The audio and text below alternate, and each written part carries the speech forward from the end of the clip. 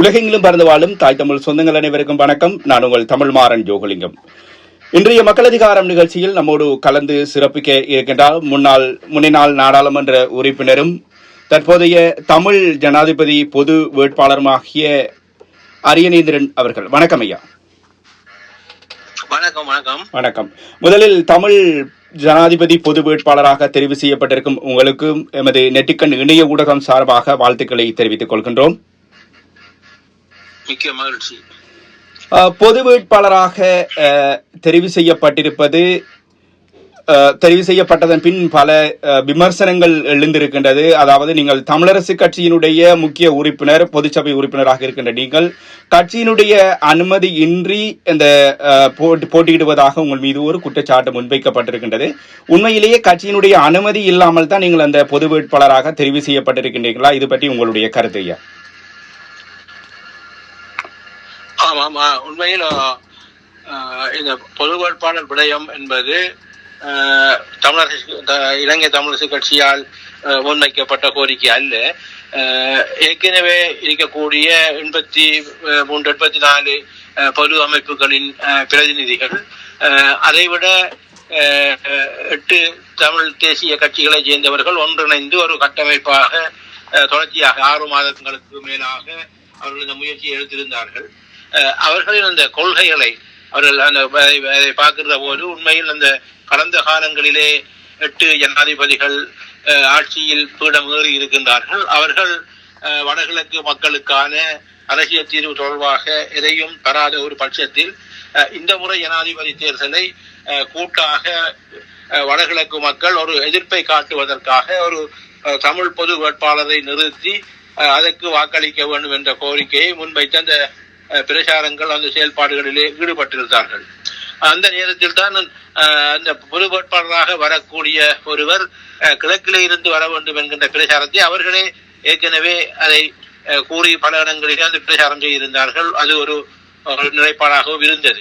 இறுதியாக அந்த 45 வேட்பாளர்கள் அவர்களால் தான் தெரிவு செய்யப்பட்டதை தவிர நான் அதிலே எந்த ஒரு விண்ணப்பம் கொடுக்கவில்லை. அவர்கள் அதிலே பரிசீலனை எடுத்து இறுதியாக என்னை அந்த வேட்பாளராக தெரிவு செய்தார்கள். நான் அதுக்கு சம்மதித்ததற்கான காரணம் என்னவென்றால், நான் எப்போதும் ஒரு தமிழ் தேசிய கொள்கை உள்ளவனாக, கொள்கை அடிப்படையிலே நான் தொடர்ச்சியாக இந்த அரசியல் பணி இருந்து கொண்டிருக்கின்றது. ஆகவே இந்த ஜனாதிபதி தேர்தலிலே ஒரு தமிழ் பொது வேட்பாளரை நிறுத்துகின்ற போது அதிலே வருகின்ற தமிழ் மக்கள் அதுக்கு ஆதரவை கொடுத்து ஒரு நிலைப்பாட்டை அடிப்பார்களாக இருந்தால், இலங்கையில் இருக்கக்கூடிய இலங்கை அரசாங்கத்துக்கும் ஒரு சர்வதேசத்துக்கும் அண்மையில் இருக்கின்ற எங்கள் இந்திய நாட்டுக்கும் ஒரு செய்தியாக அது வழங்கப்படும். என்னவென்றால், உண்மையிலே தமிழ் மக்களுக்கான ஒரு தீர்வு இதுவரை எவருமே வழங்கவில்லை. ஏனென்றால், நிறைவேற்று அதிகாரம் கொண்ட ஜனாதிபதி என்பது நிச்சயமாக அவர்கள் நினைத்திருந்தால் இதுவரையிலே அந்த தீர்வை அவர்கள் வழங்கி இருக்கலாம். ஆக அவர்கள் ஒரு எதிர்ப்பை இதிலே காட்டியிருக்கின்றார்கள். அந்த விடயத்துக்கு நாங்கள் ஒரு பரிசீலனை செய்ய இல்லை என்கின்ற காரணத்தை சர்வதேசமும் உணரும் என்கின்ற ஒரு நிலை இந்த தேர்தல் மூலம் காட்டப்படும் என்பதற்காகத்தான் நானும் அதிலே சம்மதித்திருந்தேன். இலங்கை தமிழரசு கட்சியை பொறுத்த மட்டில் நான் இலங்கை தமிழரசு கட்சியின் மத்திய குழு உறுப்பினராக இருக்கின்றேன்.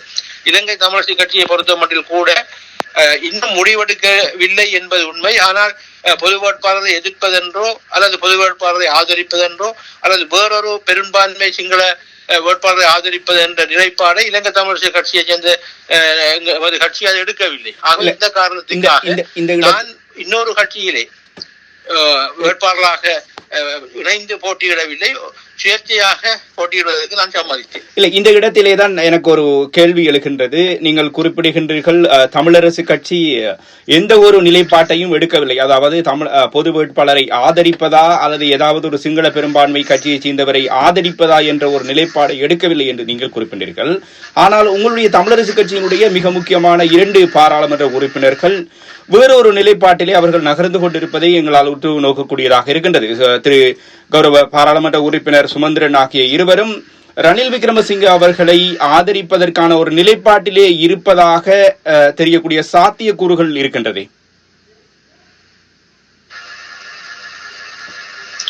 அது அவர்களின் சாத்தியக்கூறாகத்தான் இருக்கின்றதை விட அது முடிவு அல்ல. முடிவாக ஒரு யூகமாக பலரால் தெரிவிக்கப்படுகின்றதை தவிர அதை ஒரு கட்சியின் முடிவாக அவர்களின் அந்த முடிவை நாங்கள் எடுக்க முடியாது. அது அவர்களின் தனிப்பட்ட முடிவாக முடிவென்று அவர்களில் நான் அதை கூறவில்லை. அவர்கள் அவ்வாறான சில விடயங்களை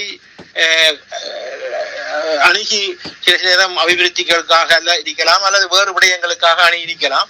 ஆனால் ஜனாதிபதி தேர்தலை அவரை ஆதரிக்க வேண்டும் என்று நான் நினைக்கவில்லை. அவர்கள் வெளிப்படையாக எந்த இடத்திலும் கூறவில்லை. ஆனால் சந்திப்புகள் இடம்பெற்றிருப்ப என்பதைத்தான் என்னால் அவதானிக்க முடிகின்றது. ஆமாம், இருவருமே ஜனாதிபதி ரணில் விக்ரமசிங்க அவர்களை சந்திக்கின்றார். இப்போது அவர்கள் ஜனாதிபதி ரணில் விக்ரமசிங்க அவர்களை சந்தித்து உரையாடுவது என்பது இங்கு பிரச்சனை இல்லை. ஆனால் அவர் ஒரு வேட்பாளராக அறிவித்ததன் பிற்பாடு இருவரும் சென்று கட்சியினுடைய அனுமதி பெற்றுத்தான் சந்தித்தார்களா இல்லையா என்பதுதான் இங்கு கேள்விக்குறியான ஒரு விடயமாக இருக்கின்றது.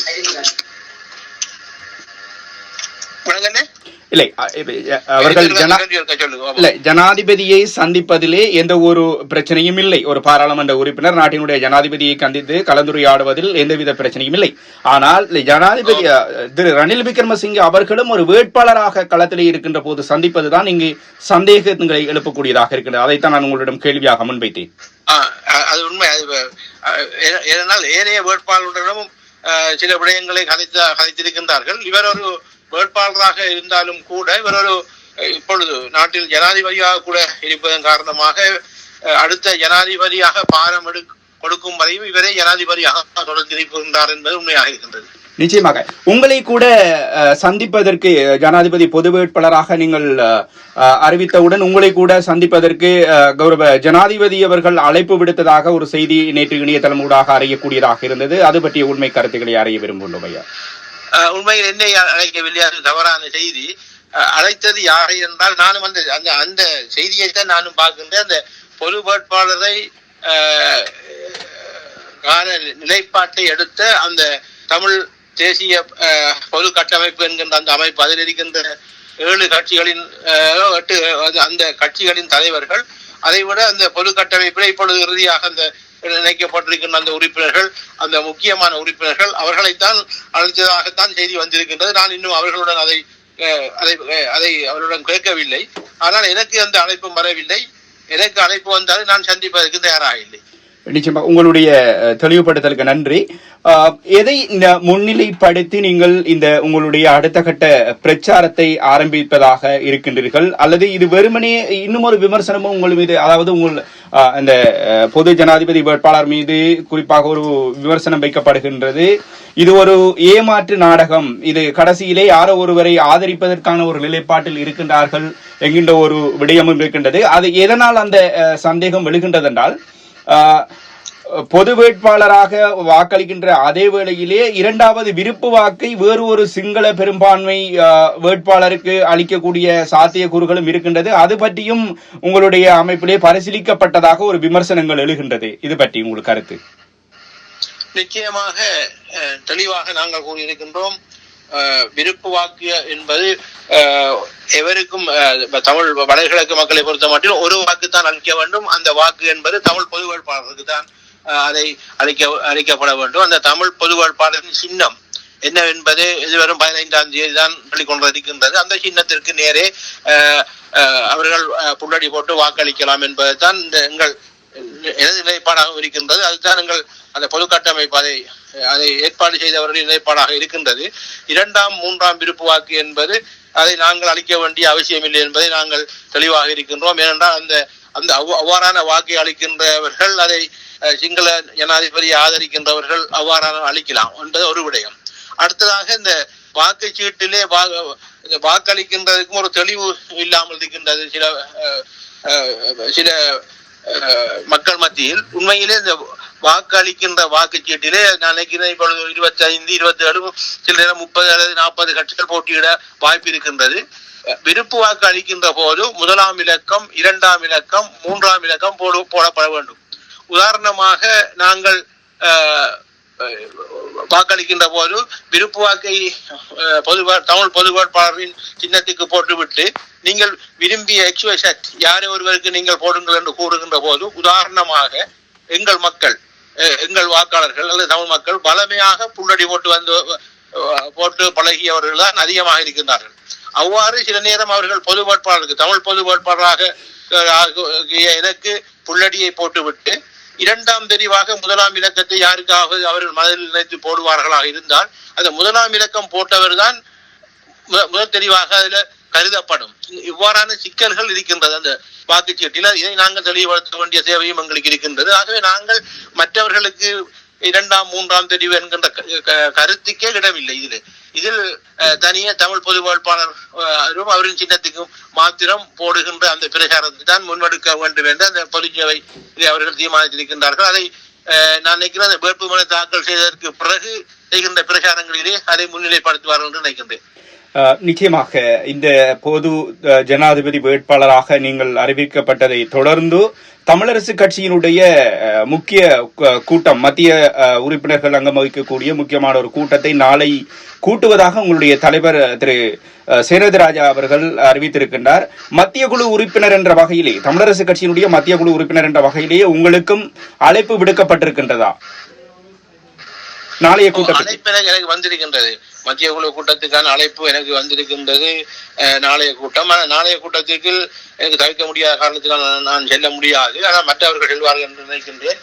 அந்த கூட்டத்தில் ஜனாதிபதி தேர்தல் தொடர்பாக அதில் ஆராயப்பட்டு அவர்களும் ஒரு முடிவெடுப்பார்கள் அல்லது முடிவெடுக்காமல் விடுவார்களா என்பதை நாளை தான் நானும் அதை புறத்திலிருந்து பார்க்க இருக்கின்றோம். ஏனென்றால் நான் இப்பொழுது அந்த மத்திய குழு கூட்டத்தில் நான் நாளை கலந்து கொள்வதற்கு எனக்கு வாய்ப்பு கிடையாது நினைக்கிறேன். எனக்கு சந்தர்ப்பம், எனக்கு டைம் ஏறவில்லை என்று நான் நினைக்கின்றேன். நிச்சயமாக இறுதியாக உங்களிடம் ஒரு கேள்வி. இவ்வளவு காலமும் தமிழ் தேசிய பற்றோடு பயணித்த நீங்கள் இன்று தமிழரசு கட்சியினுடைய மத்திய குழு உறுப்பினராக இருந்தாலும் கூட ஒரு ஜனாதிபதி பொது வேட்பாளராக அறிவிக்கப்பட்டதன் பின்னர் உங்களை நோக்கிய விமர்சனங்கள், உங்கள் கட்சியை சேர்ந்த சகாக்களே உங்களை நோக்கி மிக மோசமான விமர்சனங்களை முன்வைக்கக்கூடியதை சமூக வலைத்தளங்களூடாக பார்க்கக்கூடியதாக இருக்கின்றது. உங்களை ஒரு துரோகி என்ற வகையிலே அவர்கள் முத்திரை குத்தக்கூடியதை பார்க்கக்கூடியதாக இருந்தது. இறுதியாக இதை பற்றி நீங்கள் என்ன நினைக்கின்றீர்கள்? தமிழ் மக்கள் ஏன் உங்களுக்கு வாக்களிக்க வேண்டும் என்பதை கூறி, உங்களுடைய கருத்துக்களை கூறி நீங்கள் முடித்துக் கொள்ளலாம் ஐயா. நான் விமர்சனங்களை எதிர்கொள்ளவன், ஏற்கனவே பல அவமானங்களை தாங்கியவன். முதலாவது அவர்கள் நான் நினைக்கிறேன் அவர்கள் அந்த அரசியல் தமிழ் தேசிய கொள்கை ரீதியாக தான் நான் இந்த தேர்தலிலே போட்டியிடுகின்றன தவிர இலங்கை தமிழரசு கட்சியின் தந்தை செல்வா எந்த அடிப்படையில் அந்த கட்சியை தோற்றுவித்து அந்த கொள்கை நிமித்தம் அதை கொண்டு சென்றாரோ அதே கொள்கையின் அடிப்படையில் தான் இந்த தேர்தலிலும் இப்படி இருக்கின்ற பொதுச்சபை உறுப்பினர்கள் அந்த தமிழ் மக்கள் கடந்த காலங்களில் பல்வேறுபட்ட போராட்டங்களை நடாத்தி இன்னும் ஒரு தீர்வு இல்லாமல் இருக்கின்ற போது 8 ஜனாதிபதிகளாலும் நாங்கள் ஏமாற்றப்பட்டு விட்டோம். ஆகவே இந்த தமிழ் தேசிய கொள்கை, தமிழ் தேசிய பற்று இன்னும் உறுதியுடன் இருக்கின்றார்கள் என்பதை வெளிக்காட்டுகின்ற தேர்தலாகத்தான் இந்த தேர்தலிலே என்னை வேட்பாளராக நிறுத்தியிருக்கின்றார்கள். உண்மையிலே இந்த சேறு பூசுகின்ற விடயம், கறி பூசுகின்ற விடயம், நான் ஏறக்குறைய 13 பட்டங்கள் எனக்கு அதில் கிடைத்திருக்கின்றது. நான் வேட்பாளராக அறிவித்ததற்கு பிறகு 13 விதமாக இந்த மிகவும் இம்சைப்படுத்திய வசனங்கள், சொற்கள் எல்லாம் பாவிக்கப்பட்டிருக்கின்றது. அதை நான் பெரிசாக எடுக்கவில்லை. அது அவர்களின் அறிவு அல்லது அவர்களின் இருக்கின்ற அரசியல் அறிவு, அவர்களின் இருக்கின்ற கல்வி அறிவு, அவர்கள் இருக்கின்ற ஒழுக்கங்களை நாங்கள் அதிலே பார்க்கலாம். அதை நான் பெரிசாக எடுக்கவில்லை.